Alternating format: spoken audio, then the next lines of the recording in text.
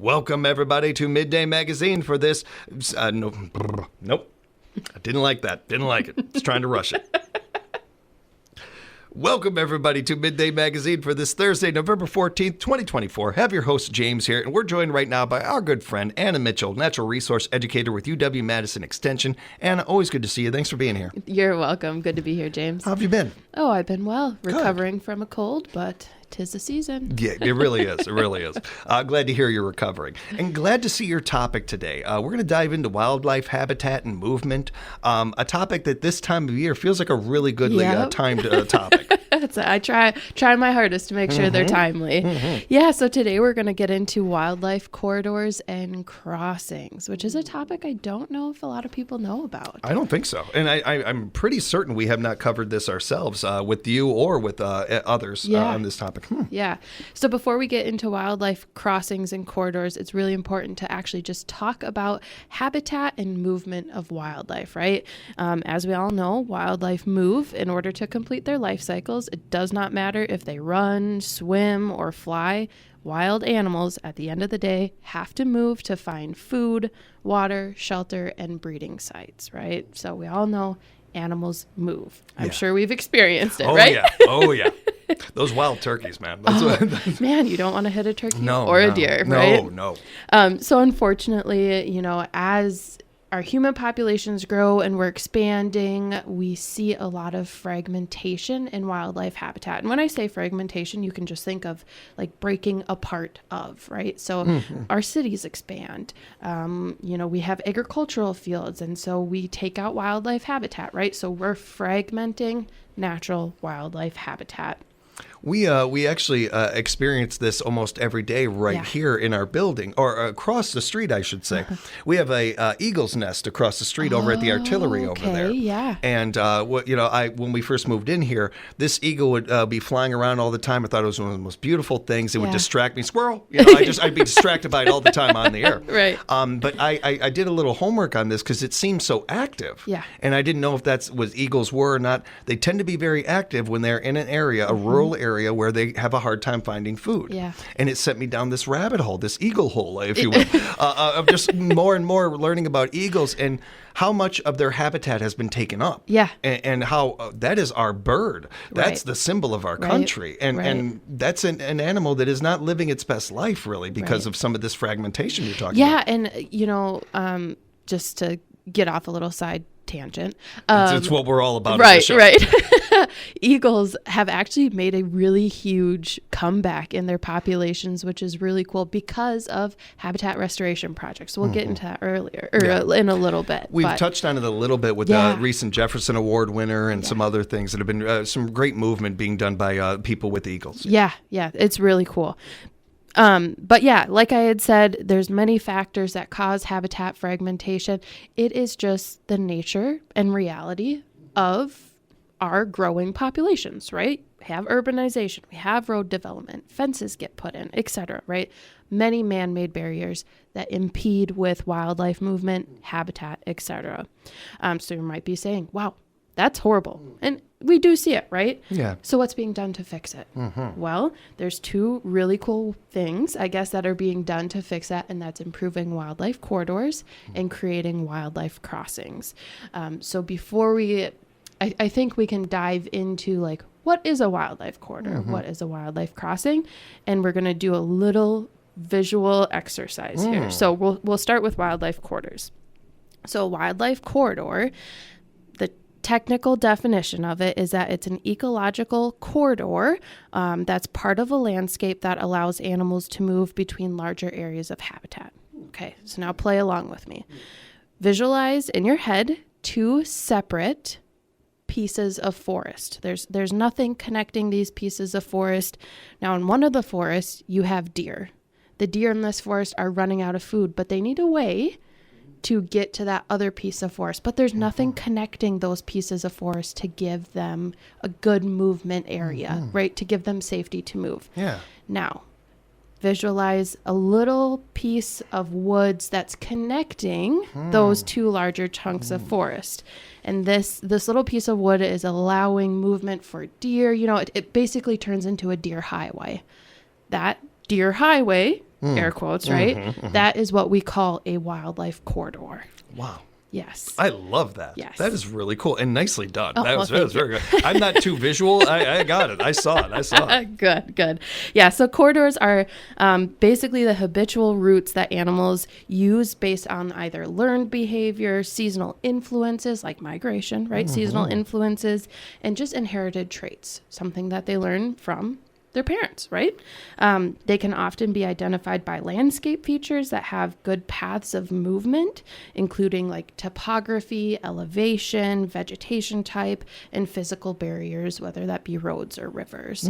So corridors, basically just a path for an animal to get from one spot to another that provides them safety. They're going from one spot to another to find food, water, breeding ground, etc. Really, it's the story of our country doing this. Our country was built on roads. It was built on paths. It was built on building these things, connecting. Our community right here in Rapids is connected by a lot of paths and a lot of things. There's even the ATV route that connects communities and stuff. So this is just an extension of that, it feels like. Yeah, kind of an extension of that, just a wildlife extension. Yeah, exactly. Yep. So, it's natural. It's part of it's just a natural, beautiful thing, too. It is the natural part of the ecosystem, and corridors have been around forever. Well, because of urbanization and our growing population, a lot of that really, really important corridor area has been fragmented, which means that animals can't move, right? They can't take their little highway, right? They can't take their corridor from one spot to another. And those spots aren't just spots that they're like, oh, this is good habitat. Like, it's vital to their survival in order to be able to take that corridor to new habitat. So we've got I'll talk in a little bit about some really great restoration projects for those corridors that are going on throughout our country too. Cool. Anna, one of the things that I noted, this was a long time ago. It has to be at least 10 years ago or something. I saw something out of a random article, like a Good News Network kind of thing, where there was this place in Texas that they were struggling with a lot of the population, the animal population there, and they were losing a lot of it, and they didn't know what to do. And they decided to basically build this crossing. Yes. And I'd never seen anything like it before. It is one of the cooler things I think that human beings have come up with for animals. I'm really looking forward to hearing more about this. Yes, great segue, James, into just wildlife crossings. So crossings are different from corridors. We might get in the weeds a little bit here, but I'm going to try to keep us straight here. So a wildlife crossing is a human-built infrastructure like a bridge or a tunnel that is specifically designed to help wildlife safely cross a man-made barrier. So we're going to do same visualization. You see, visualize those two separate chunks of forest, but in between them now is a road. Well, there's no corridor there because there's the road. So how are the deer going to move from the piece that they're in to the other piece of forest where they need to get to the food? Well, one strategy is let's build a bridge over the road. Don't think about a bridge that's paved, right? This bridge has grass, has trees, has other vegetation that matches the forest, basically is just a way for those animals to cross over the road. So we're not impeding human traffic, right? And those animals can now get to that other piece of forest. So that bridge that's been created to allow for safe movement for these deer, that is what we call a wildlife crossing. I've done a little bit of research in these just because of that, what I found that day and how I've just always kind of kept an eye on this and thought it was really interesting.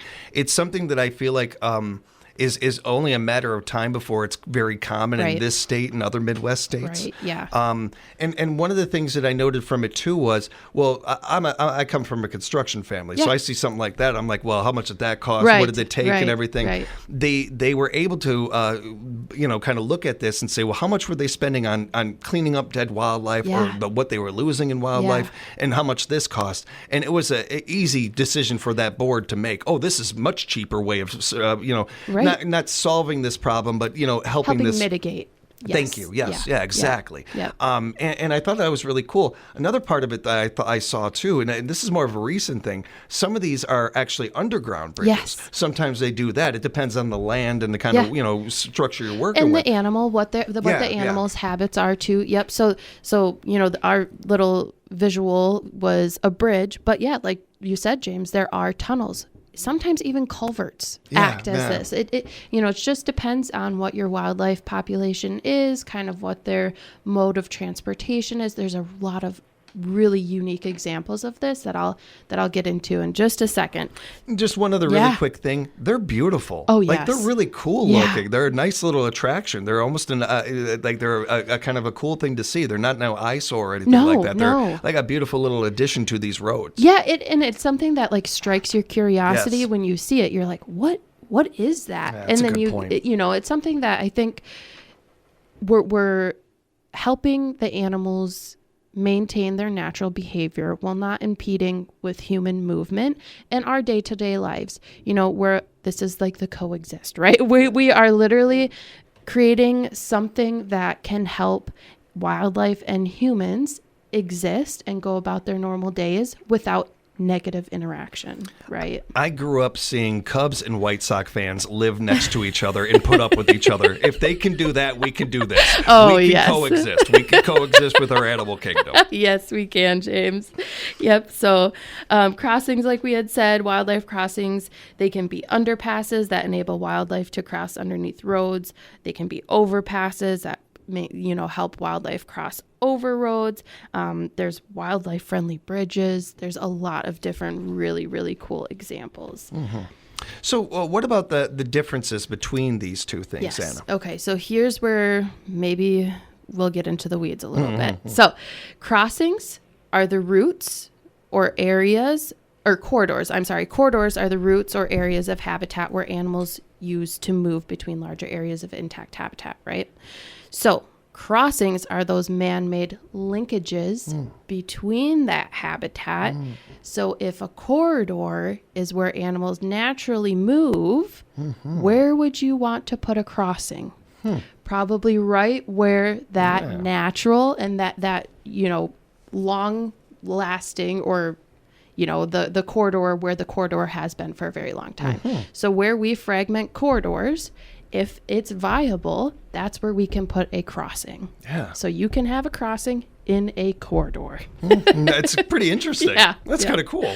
And I imagine for some places vital. Yes. Needed. You got a lot of different animals that travel a lot of different ways. Yes. So, That's quite interesting. So this is more of one of those things. This is certainly a case-by-case, zip code by zip code kind of thing with what areas even would need these, would be benefited by these, and what type of ones that they would use. Yeah. Are there examples of corridors and crossings we can touch on? Yeah. Yep. So some corridor examples in Wyoming, there's actually a 125-mile corridor. So this is the natural travel path, right? Yeah. A 125-mile corridor that pronghorns or antelope, some people know them as antelope, undertake each spring and fall. Basically, these antelope migrate 125 miles each way between the Grand Teton National Park and Pinedale, Wyoming. So there's been some restoration projects to help improve that corridor area. So the path that they're taking from, whether that be where they stay in the spring to where they go in the winter. So it's really interesting to see that those pronghorn antelope, we don't really think of those as a migrating species, but they are. Yeah. And so this is another part of this that I enjoy, and I'll admit too to the audience, I enjoy every time we get together. It's the info inside the info. Yeah. With the things that we learn, that it's cool to be learning about our habitats and these different crossings and corridors, but to learn something like that about our animal kingdom is just also really cool. That's very interesting. Yeah. My old stomping grounds has done something similar to this, the Burnham Wildlife Corridor. Beautiful thing. I've seen pictures of this. I've not gotten to see it in person yet, but I've seen pictures of this. And I'll be honest with you, I did not know that the Burnham Wildlife Corridor was a thing until I did a little bit of deep diving myself. So the Burnham Wildlife Corridor is a 100-acre landscape within Chicago's Lakeshore Park, and it features native prairie and woodland ecosystems. And what's really unique about this corridor is that it provides safe passage to about 3 million migratory birds during migration season. So this is in the heart of Chicago, and it's providing safe passage for migrating birds, but also habitat for so many different animals that we see who can thrive in urban settings, like raccoons and coyotes and turkeys. So it's providing more than just a corridor. It's providing habitat for other animals and species as well. And I brought up the Sox Cubs things earlier in part as a joke, but also to bring this part of it, bring it back to this part of it too, because this is one of those things. Almost 100% of the vote is behind this. Chicagoans and enjoying this. It has been a welcome part to the city. That's cool. And I think of cities like Chicago, Milwaukee, Madison, Minneapolis, Midwest cities that could really benefit from these corridors and crossings. It's great examples, and to have one that, not only that close, but some others that we'll bring up in a bit, really needed as far as we're trying to promote these and talk more about these. I mean, we're in a central we're in a highway, I guess, for migrating birds, right? We don't really have a lot of large mammals in our area that migrate, but we have a lot of birds in our area. So thinking about that, that's a corridor. Yeah. Wyoming's got another great one too. Yes, Wyoming in the Red Desert to the Hoback area, they have a mule deer corridor that supports the longest mule deer migration in the United States, and that's 150 miles one way. That's pretty cool. So mule deer, that blew my mind. I learned this a couple of years ago. Mule deer, when I think of them, I'm like, oh yeah, they're in the mountains, etc., prairies and grasslands. No, they migrate. These mule deer in Wyoming migrate 150 miles each way between the Red Desert to the Hoback. It's another deer hole I'm going to go down. Just another ahead. rabbit hole I'm going to run down. It's very interesting. That's something. It is, yeah. What about some examples of wildlife crossings? Yeah, so the wildlife crossings are so cool. I get very excited about them. They're really unique. So since 1996, there's over 40 wildlife crossing structures that have been implemented in Banff National Park along the Trans-Canada Highway. So these wildlife crossings include 6 overpasses and 38 underpasses. And there's almost 50 miles of wildlife fencing that's been built to kind of direct wildlife movement towards these crossings. So if you're ever up in Canada and you're on the Trans-Canada Highway near Banff National Park, look for these wildlife crossings. They're going to be bridges. Some of them will be those overpasses and some of them will be underpasses. If you don't think you'll have the opportunity to get over there, look online. They've got some really beautiful pictures of these crossings in Banff. It's really cool. It's really interesting, and it gives you a good idea of too of what when we bring these, because I think it's just a matter of time. When we bring these to our communities, something to welcome. To the community. Again, I think that they, as far as infrastructure-wise, just make things even more interesting and beautiful and everything. And it brings awareness to so much of this. There's a lot of people like myself out there that are learning right in real time so much of these things and how important they are to our communities. Right, yeah. Another really interesting example of a corridor is down on Christmas Island, which is located in the Indian Ocean. They have an annual migration of millions of red crabs. Well, when you have millions of red crabs on the road, there's nothing you can do to really stop the damage that's going to happen, you know? Right. So one of the things that they've done on Christmas Island to help maintain the migration route of these red crabs, they've created 31 crab underpasses. Wow. Underpasses, so under the road, and then a 16-foot high crab bridge where the crabs literally crawl up on the sides across the road. It's like, this is one you need to go look at pictures. It's wild. You have to. Definitely. Pretty crazy. There's a couple of things to look up there. And I also wanted to touch on this as well. Locally, this has a touch as well. Yeah, it does. So I didn't realize this, but actually in Portage County, there is a wildlife crossing. It's underpass, and it was specifically created so turtles could safely pass under the road and not get hit by vehicles, obviously. And it's been successful. It's reduced the amount of impacts that vehicles have had on turtles. So I think a lot of us, one of our rites of passage of getting a driver's license is stopping, pulling over, and putting a turtle on the other side of the road, especially in that area. Just be careful if it's a snapping turtle. Yes, I've ran into that. Be careful of that. And that's a part of the reason why we should care. And there's other reasons why we should care as well, Anna. Yeah. There's no denying, right, that as we humans are expanding our habitat, that we are going to have an impact on the habitat of wildlife around us. We're going to have an impact on the natural ecosystem. And that's going to lead to fragmentation, like we've talked about before. And sure, we could turn a blind eye to our impact, right? But what a wonderful gift we've been given to be stewards of these resources. Wildlife is a resource. It's something that we get to appreciate when we're out on a drive. It's like, oh, look at that deer. Or maybe sometimes you don't appreciate looking at a deer when you're driving, right? But it's something that I think we can value. I think we can take appreciation for. And it's a gift that we've been given to advocate for something that can't advocate for themselves. So instead of turning a blind eye, let's do our research.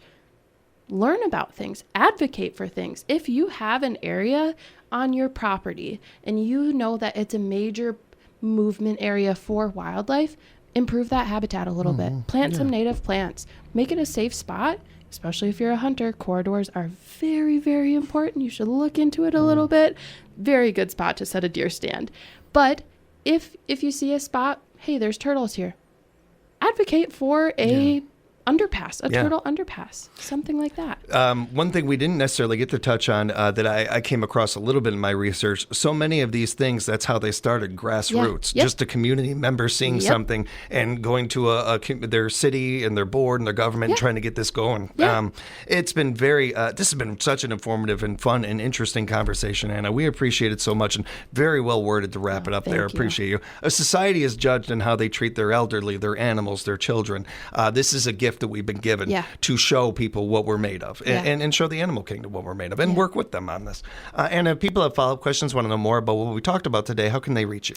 You can either swing by the extension office or you can email me at anna.m.james@wisc.edu.